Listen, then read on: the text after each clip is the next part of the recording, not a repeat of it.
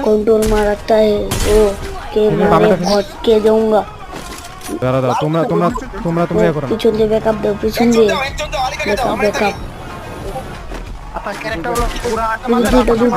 যে বামে এদিকে বের করো আমার সাইডে ফাইট নিও ভাই আমার সাইডে ফাইট নিও হলো তোমরা ভিতরে ঢুকো না ভিতরে ঢুকলে আমাকে আওয়াজ দিতে পারবো না देखो बोल से प्लेयर प्लेयर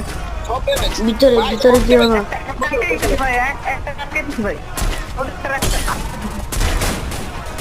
দুটো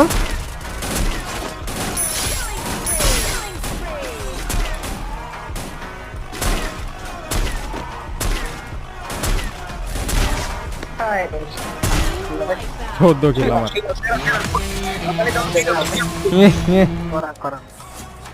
একা একা হোল্ড আপ করছেন বাট রাইট সাইডে লক্ষ্য করলে শাটডাউন হবেন বাট আলিফ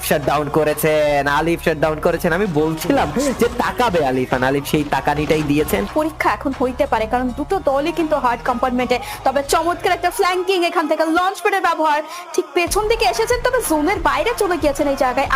আলিফ এইবার কিন্তু বিপদে পড়তে পারেন M590 প্রান্তর এন্ট্রিটা একটু লেট ছিল তবে প্রান্ত কি করছিল আমি জানি না এখান থেকে প্রান্ত এবার এসেছে সামনে আদনানকে এবং প্রথমেই কিন্তু দুজনকে এই মুহূর্তে ধর্ষণ করেছেন লাস্ট প্লেয়ার সার্ভাইভ করে যাবেন এই জায়গায় রেক্সান আবারও কিন্তু সেভিয়ার হতে পারবেন কি রেক্সান তবে সেটি বোধহয় আর সম্ভব নয় এই জায়গায় রেক্সান আবারও কিন্তু সেভিয়ার হতে পারবেন কি রেক্সান তবে সেটি বোধহয় আর সম্ভব নয় আলিফ গেমিং বাইটি set no more It's a good moment for Bangladesh top one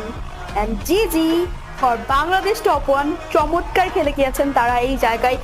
আলিফের ওই স্টেপটা আমার কাছে মনে হয় hats off to the IGL যে কল দিয়েছে যে আলিফকে এই মুহূর্তে পেছনের দিকে যেতে হবে